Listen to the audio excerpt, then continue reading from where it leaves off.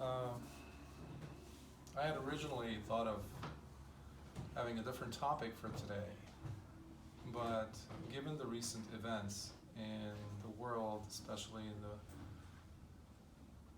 in regards to depression, in regards to the suicides that have been happening on the mass media, as far as two particular individuals, celebrities, one of whom I used to follow for over a decade, Anthony Bourdain, and the other individual is Kathy Spade, I believe, and she was a fashion designer, both of whom actually the reports came out as have been the result of suicide.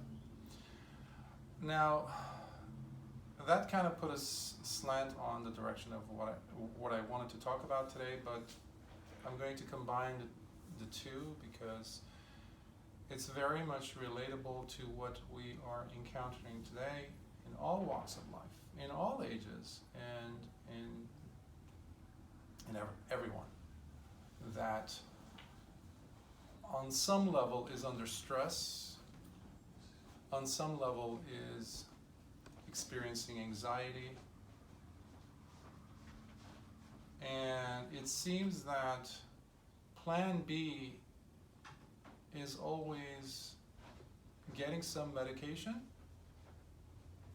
to ameliorate or fix the problem, or plan C or D would be to just go ahead and commit suicide. Now, this is a very touchy subject because we in the West, especially in America, we have this photoshopping attitude towards things that might not seem very pleasant to the ear. Things that might come across as shocking. We want to close our kids' ears or something like that so that we don't get exposed to it. Yet, starting from the 70s, in fact, I think it was 1973 when the DSM, which stands for the Diagnostic and Statistical Manual for Psychological Disorders, which is the book that psychiatrists use and physicians use to prescribe medication for psychological, emotional, mental disorders. So the DSM comes out and says, well, we are at a peak where the American public is seeing tremendous amount of cases of depression. And that was in the 70s, early 70s. We're living in 2018. As a therapist, or as therapists, we see clients coming in through our doors daily. This is not an exaggeration. Daily they walk through the doors and they are complaining of depressive symptoms. Now you would think you have to be out of a job, you have to be coming from a broken family, you have to have some tremendous atrocities or trauma having taken place in your life in order for you to qualify as such an individual. I'm sad to say that's not the case often. Some of the clients we get today are children. They're experiencing depression. They're elderly, they're women, they're men. Many men are committing suicide in their 30s, in their 40s. Now, these are not just random statistics, these are factual numbers that are out there that we don't like to look at usually, unless it kind of hits home, where one of these individuals happens to be someone that we have heard about in some way, cared about, and now feel kind of shocked by because of how they might have inspired us. I say these things because I'm thinking of, again, Anthony Bourdain, because many of my friends over the years have said, oh, don't you love that guy? His lifestyle. I wish I had his lifestyle. He gets to travel everywhere in the world, and he's got money, he's a celebrity, and he eats all kinds of food. Yeah. And everybody loves him. That's what they forget to mention.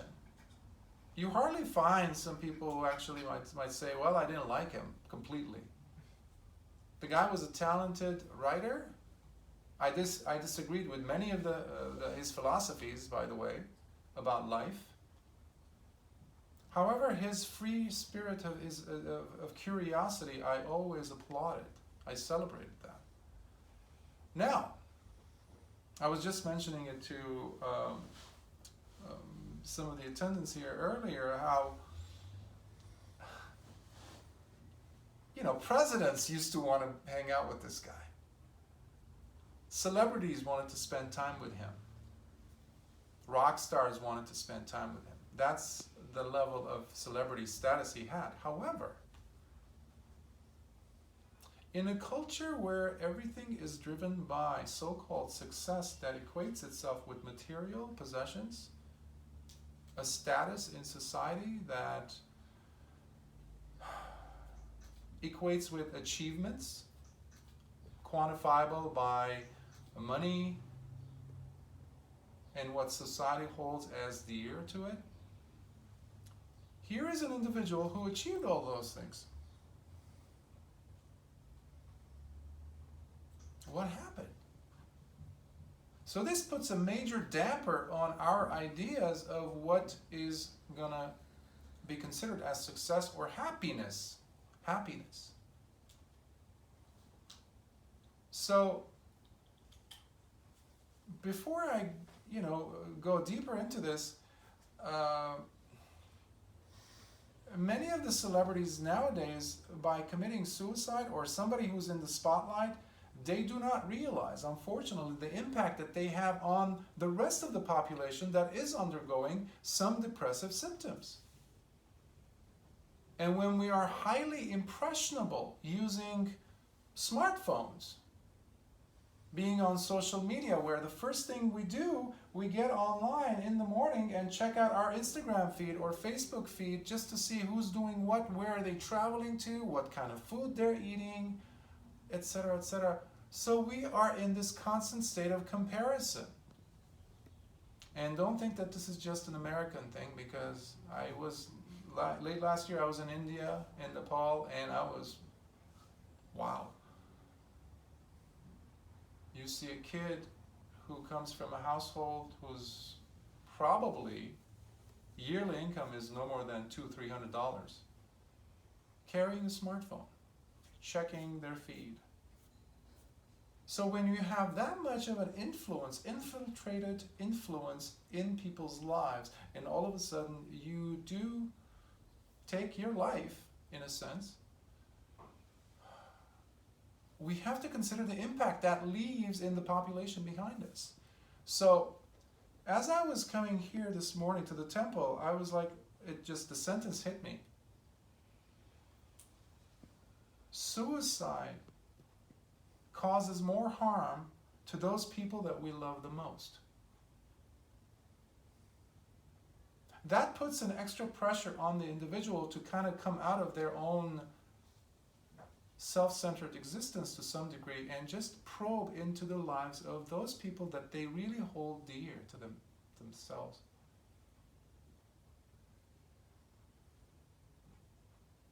I've seen people who are successful that because of the connection that you develop with them, later on, out of the blue, they just hit you with, oh, by the way, I thought of committing suicide one time, back in X year or something.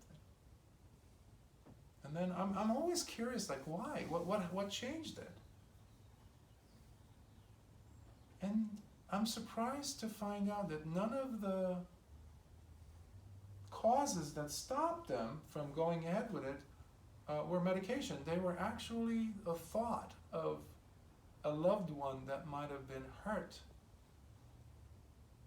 Just imagine that person standing there at, at church, at temple, at wherever they put you to rest, even though I don't like to use that word because it doesn't make sense as a Buddhist.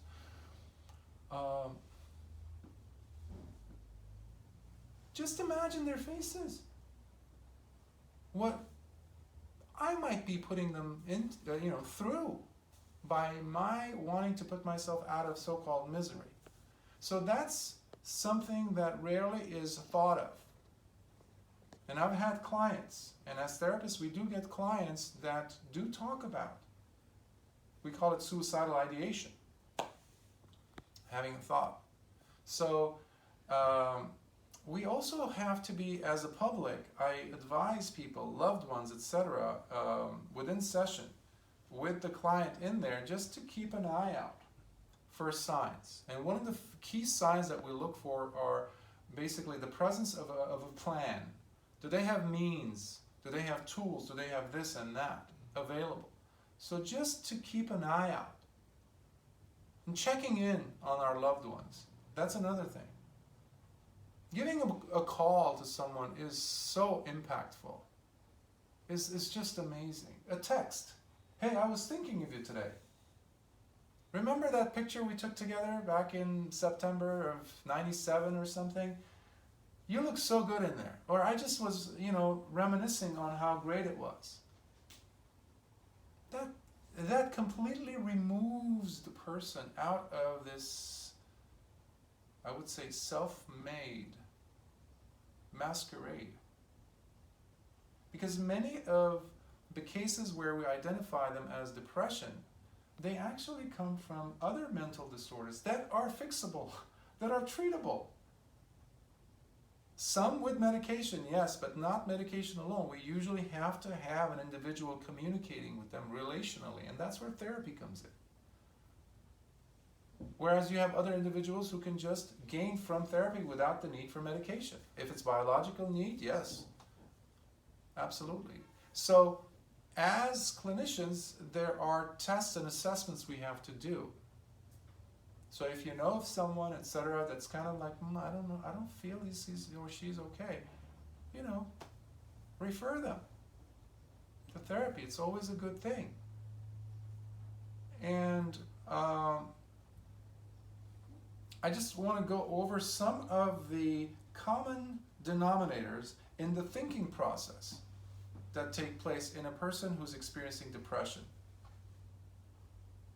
Not necessarily leading to suicide. Not every depressive symptom goes there, obviously, but there are certain similarities that just perfectly match with every single individual who's experiencing depression.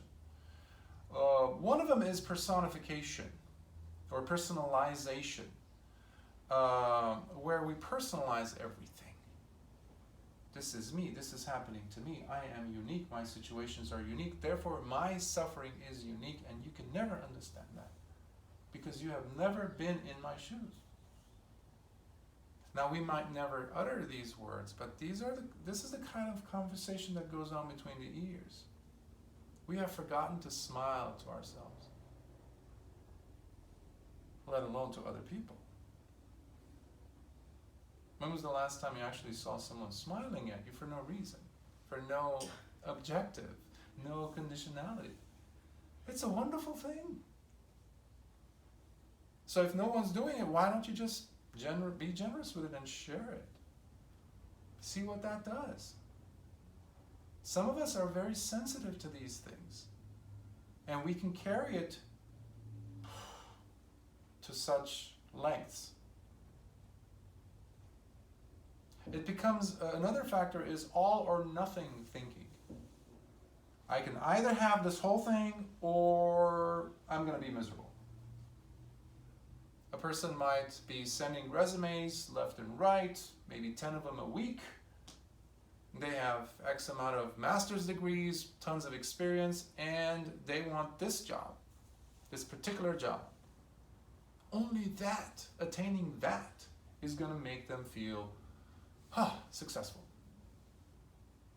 But you might not maybe get that job. You might get something else. Nope. I want that car. I want that mate. I want this house. Some therapists call that the yeah, but thinking. Another context of it would be something like working strenuously all year long, putting yourself through so much pressure. As they say, sucking it up, going for it, being diligent, this, that, using all your resources for, you know what? I'm going to go to Palm Springs in September. Oh, I'm going to go to Paris for 2 weeks. That's going to do it. I'm going to put up with this, and when that vacation time comes, yes. That's a recipe for disaster. When someone mentions that, that's a red flag for me to bring in other self-care tools, things that they can actually benefit from immediately, instead of squeezing themselves through the days in order for them to kind of look for this euphoric or utopian, space that they're going to be providing themselves with in a few months. And if you've ever been one of those, I for sure have been in the past, or you know people who are, when they come back. In fact, you don't even have to see them at work. Just see their faces at the airport when they land. Where did that happiness go? Sometimes it's actually before takeoff from their so-called destination where they were at. Because the reality already is kicking in. They're just, surrounded by the facts. Okay, now what? Should I wait for 11 more months? So what we as a society need are a set of tools. Because some of the notes that I've taken, which I didn't look at, they address the maladaptive behaviors, the things that are negative coping skills that we have to face difficult times. We label or mislabel things often. We look at situations and we look at, the quintessential image of the glass being half full or half empty. We used to say, no, it's half full. Now I actually look at clients and I say, no, be glad you have a bottle. You have a glass. Are you kidding me? Just be grateful for that. And it's clean. It's clean. It's not broken. I mean, we have to be creative because, part of the brain has this negative bias. Okay? We have inherited our brains from 2 million years ago, and it hasn't changed much since. Now, what I mean by that is because the brain, the human being, had to struggle and in the face of fearful and very dire situations. You had a saber-tooth about to attack. You had to run into the cave, making sure that you got some food with you to actually feed your family or the tribe.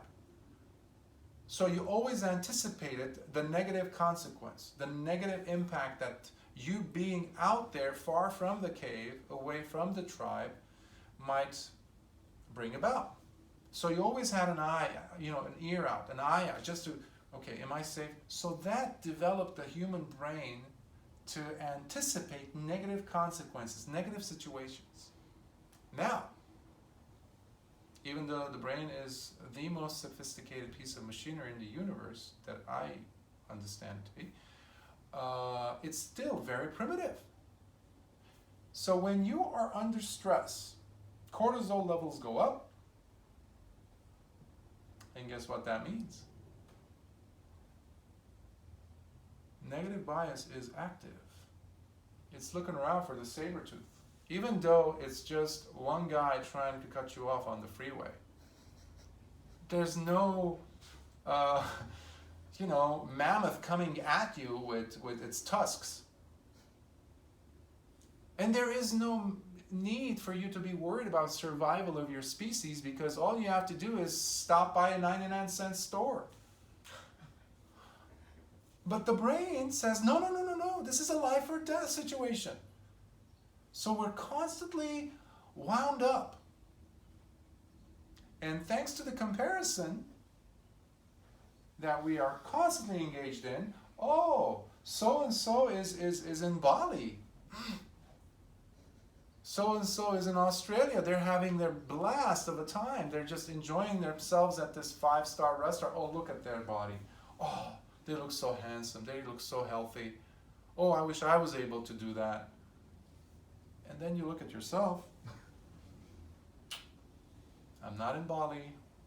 I'm not handsome. I don't have the 6-pack, and I don't have the bright, shiny hair. I don't know what. The list is long. You know it. You very well know it. And then all of a sudden, you find yourself kind of down. Just a little bit. And then you start speaking with someone who's in the same boat, along with the 7.5 billion of us. And they say something. Somebody else says something. All of a sudden you see, oh. And then psychiatric or medical association comes in and says, aha! Depression is the epidemic. And that was in 1973, by the way. Epidemic back then. Because we have to realize we've been feeding our children, our population, medication by the buckets. Now, don't get me wrong, medications have their place when they are necessary.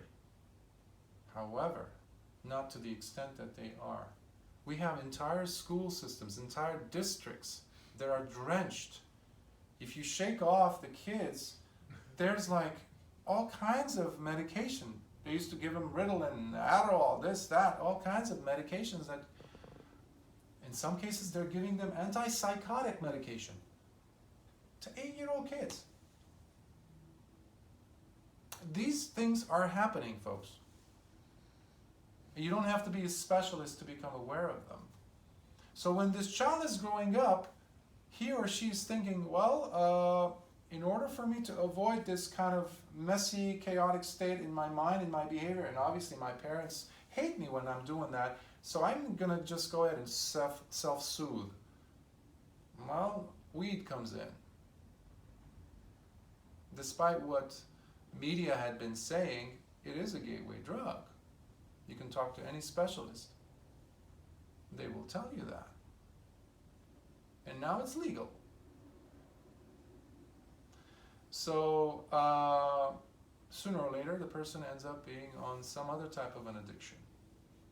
It could be sex, it could be drugs, it could be even a cell phone, because that also releases dopamine in the brain. Every time you get a text, the brain lights up. Try leaving the house without your cell phone. See how much fun that is. So many of these depressive symptoms can be addressed in a very simple and easy way. So a statement that I read by one of the pioneers of CBT, which is cognitive behavior therapy,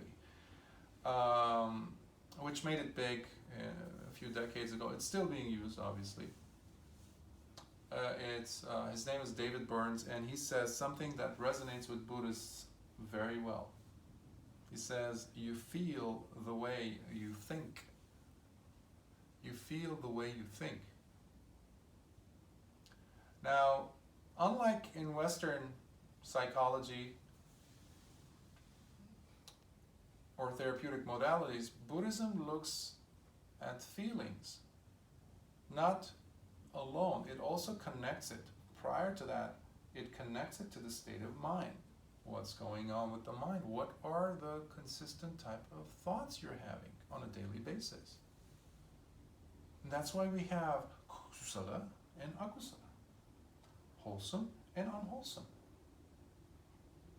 And that's what the Buddha actually checked in with himself before he became a Buddha. He was like, okay, let me check what type of thoughts I'm having in my brain. There are some that I'm identifying as unwholesome. Those are akusala. And there are some that I'm identifying clearly that they are wholesome, meaning they result in wholesome states of mind. They have no negative impact whatsoever. Whereas the unwholesome ones, there's a slew of negative impact that they're having. So he said, okay, I'm going to pile up my negative thoughts, my unwholesome thoughts, and put them here. And I'm going to pile up my wholesome thoughts and put them here. And I'm only going to pick from this bunch. When I first read this, I was like, genius. So simple, but it's genius. Now, how many of us can actually practice this? Now, it's not going to happen overnight, where you constantly go into your wholesome bag to pick out from. And that's where we can actually bring in right effort, where we inculcate, we bring out, we encourage the positive, the wholesome thoughts in our daily routine. So one of the problems, one of the constant mantras that goes on in our brains as a people, as a population, as beings, is I should. The phrase I should, or I must, or I should have, or I must have. I should be getting that car. I should be getting that job. I should have that incredible physique. And that leads in, I must. So now you strive yourself. Now you push yourself. Now you go ahead and all of a sudden try to jump 10, 12 stairs at a time. It's like somebody who cannot even walk all of a sudden wants to do the Hawaii Ironman. I think it's 50 miles of biking, a full marathon, and 2 miles of swimming consecutively. You start with the swimming, by the way, early in the morning. How? How can you do that? You can't even walk. First, let's learn how to crawl properly. Okay, next, let's try to stand up. So in this very hyper,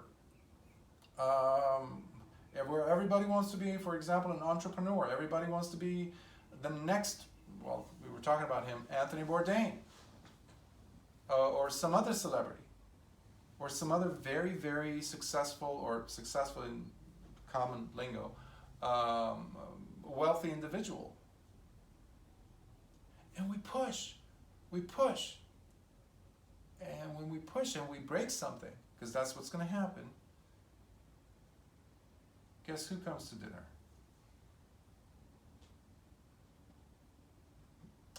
So we need to be wiser. And the very first thing that, as a culture, when I say culture, I'm not just talking about us here in the United States, but I'm talking about the whole planet. Because this is a massive, it's like a worldwide phenomenon. We need to look at suffering, something that the Buddha did 2,600 years ago. It's not a bad word, folks. We're trying to maximize our chances of not experiencing suffering, meaning pleasurable experiences. If there is no pleasurable experience, I don't want to have anything to do with it, actually. Thank you, sign me out. That's where the addictions come in.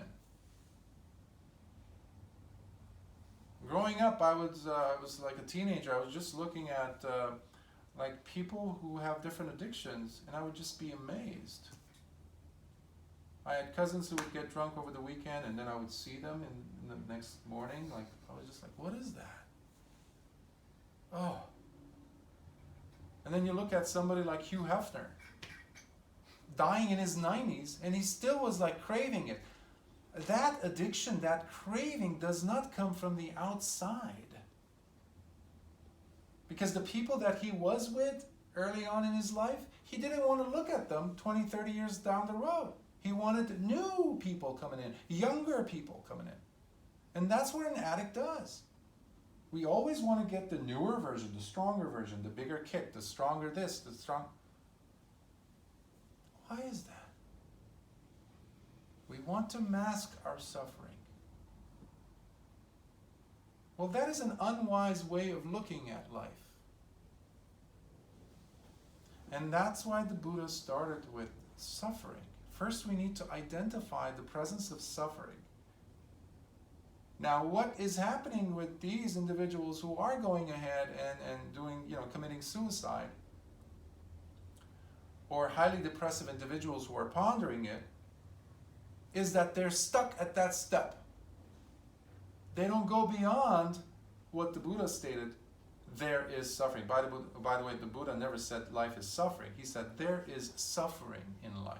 If you're born, you're going to suffer, plain and simple. But he didn't stop there. He said, okay, there is a cause for the suffering. So our emphasis in this tradition is not to just look at the suffering and say, oh, what am I going to do? I should take some drugs. I should do this. I should go. No, you just look at it. It's like, okay, it's there. What do I do about it?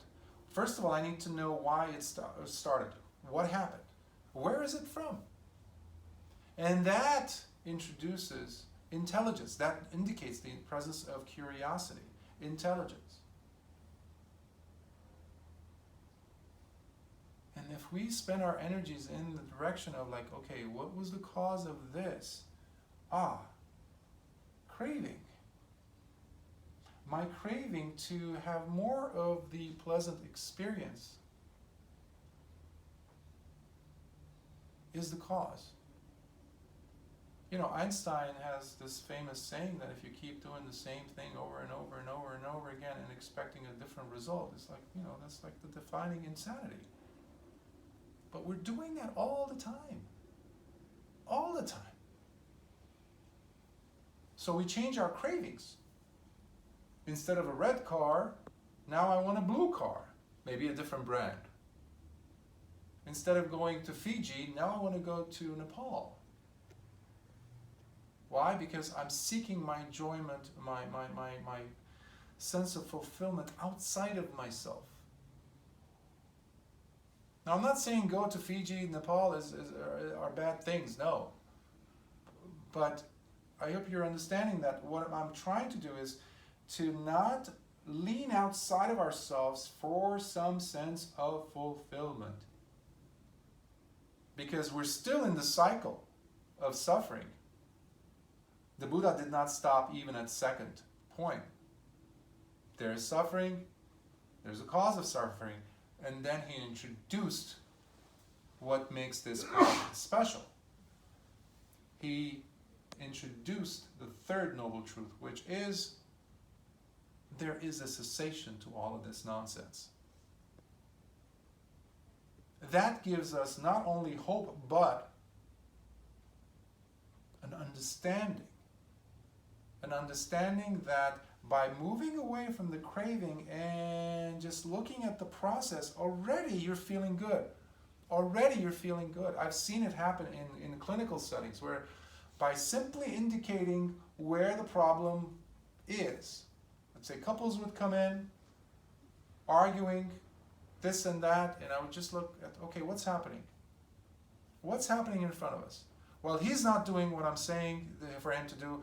He says, she's not doing what I'm telling her to do, So there is an expectation, right? Yes. Well, that is the cause. The outcome is this drama that I'm seeing here. This pain that's actually trickling down into the lives of your children. So what do you want to get rid of first? Well, we want to protect our kids. We want to have a good family. Okay, now you're identifying the suffering part. Okay, now you see that? Yes. Okay, let's look at what was the cause of it? My expectations of you. Again, we could think of the all or nothing methodology that we follow. So, I'm actually out of time. I think there's only a few minutes left, and I haven't gone through any of this. But just quick tools, very quick tools. You could use, and you don't have to be psychiatrist, psychologist, a therapist. Whenever you wake up, even if your eyes are still closed, but you're alert that you've woken up, smile. Smile. Even if you've had a lousy night, you're going to have a lousy day, does not matter. You can give yourself that luxury of simple smile. And one of the good tricks about this that I've discovered, it was very difficult for me as well years ago when I started doing this. My teacher taught me this, is just make a resolution the night prior, before you go to bed, that when I wake up, I'm going to be smiling. So now, even with my eyes closed, I'm awake. I'm like, okay, am I smiling? No, okay, there it is.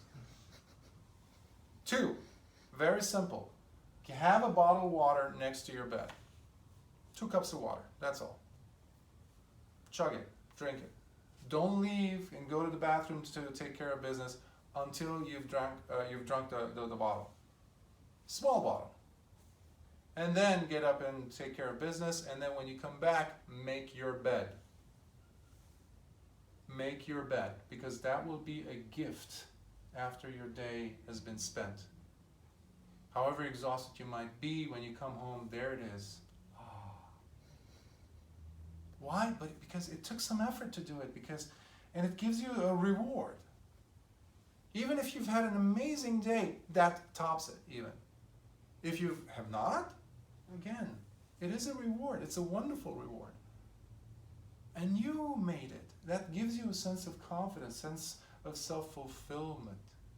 And you can see these are very inexpensive. They're available. And be generous with your smile throughout the day. And it is a gift that keeps on giving. So, thank you for listening. Time's up. I mean, I could go for another 1 hour at least. But Question. Yeah, you can? Okay. Any questions whatsoever, please, you have time. Reverend Kusala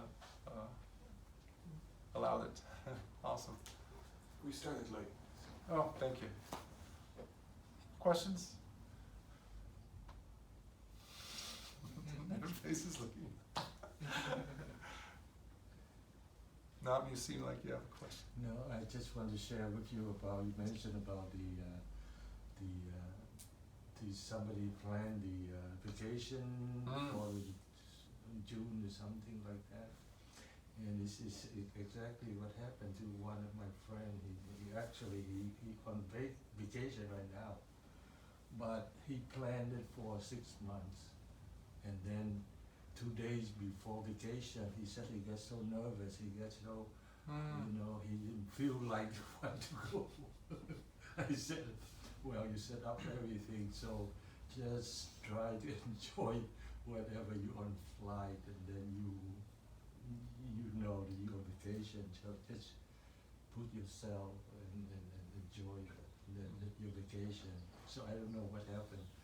We'll see in 3 weeks. Come back to tell me. So exactly the story you just mentioned. So make me smile about that. Well, I mean, there's no harm in planning a vacation for 6 months and this and that, or going on the vacation. There's nothing wrong with it. It's wonderful if, however, you've also made sure you were sneaking in there during those 6 months, moments of self-care, taking good care of yourself, allowing yourself the space, like mini vacations. And they don't necessarily have to be going somewhere, or even going to a restaurant. I mean, there's no harm in any of these by themselves. However, just making space for yourself to sit down and observe, why am I going on a vacation, for example?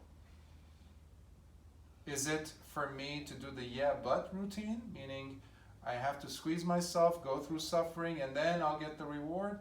Or it's something like, yeah, it's happening. I mean, I'm young, I could do it, fine. But meanwhile, I'm enjoying my life by actually spending it working on myself. See, the least amount of work that we do is on ourselves, when it's supposed to be the most.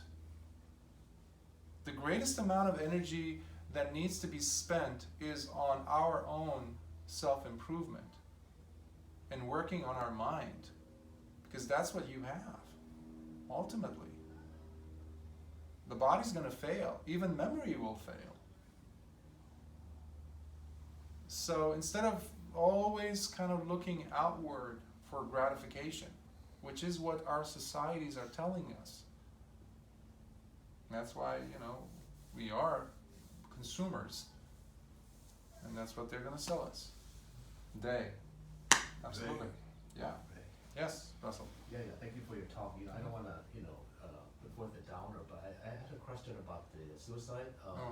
Now, I have friends and colleagues, some who basically because of bad health or old age or diseases, they did themselves in. So in that case, it's not because,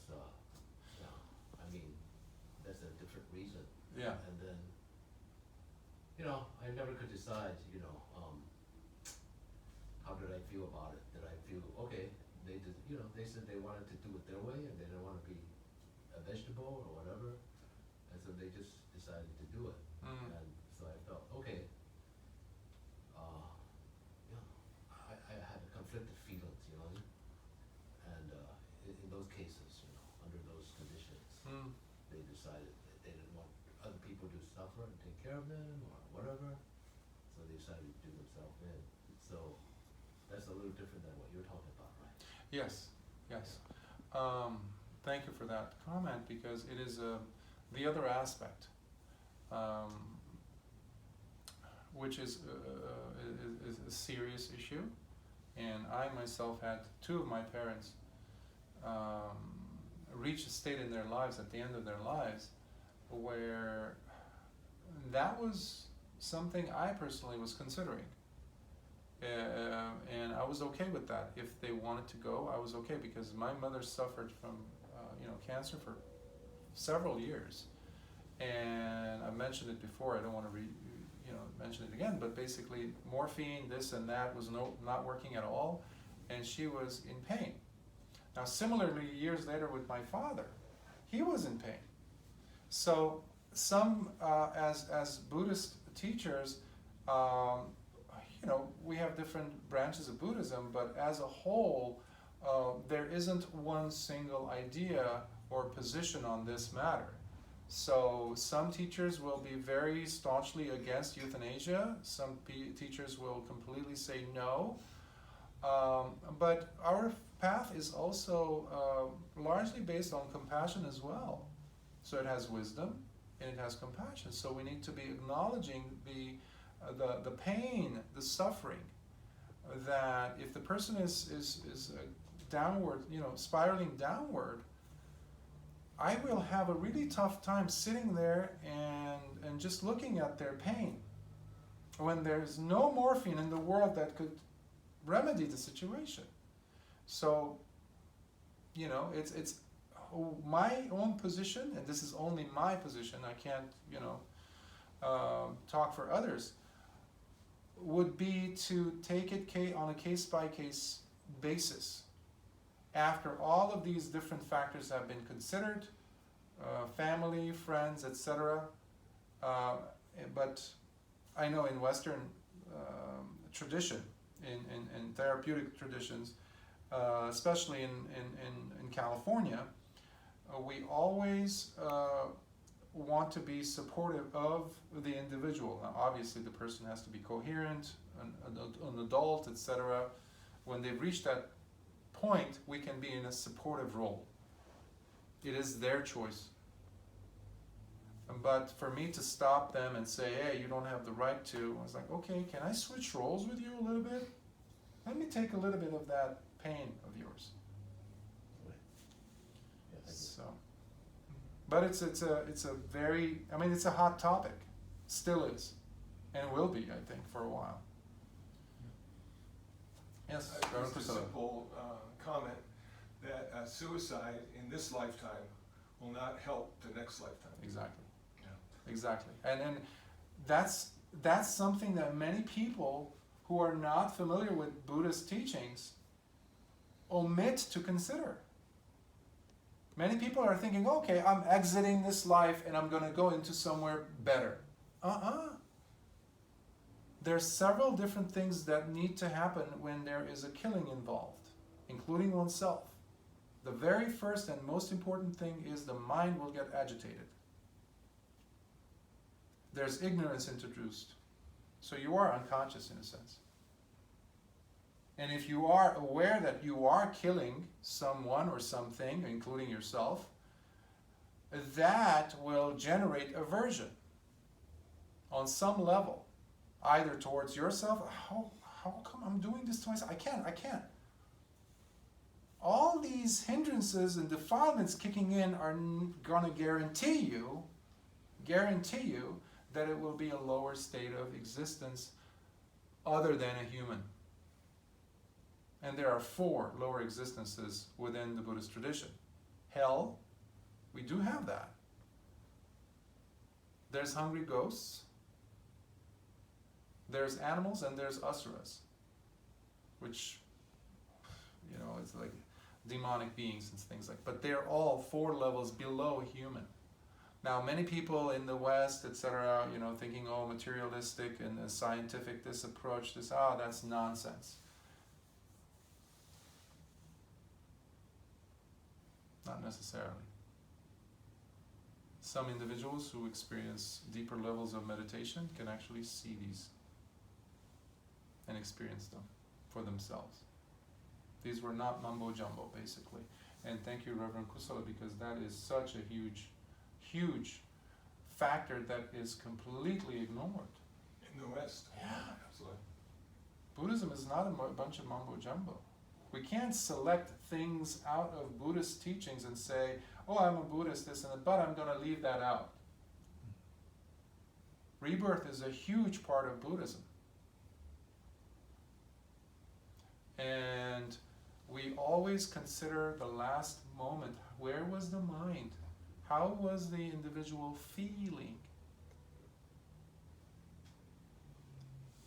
And there's someone that I get to see every once in a while, and he's very close to it, that stage of being gone.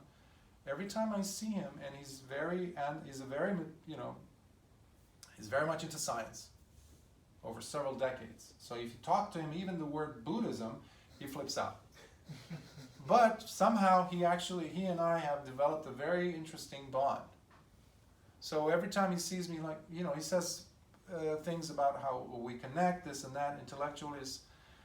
But I know that if I tell him about rebirth, he's not going to listen. But it's such a crucial point at his life, at this stage. So I just remind him of some things that he has done in his life that I pulled it out of him. Some stories where he felt amazing because he helped someone else, a colleague of his, coming from Sweden, and he got him a special visit to Caltech. And he's a theoretical physicist himself. And when he started telling me about this story, he lit up. Oh, you should have seen my friend. When I introduced him, we walked through JPL, and he was like in cloud 9. And I said, can you think about this more often? He doesn't know what I'm doing. And I was like, sure, I could do that. And I said, that's it. So if this person closes their eyes at that moment while they're thinking about something so warm, so generous, that's dana. That's love, that's metta. You're practicing the paramis. You're not going to end up in a lower realm. Chances are. And the mind is calm. That's a totally different scenario.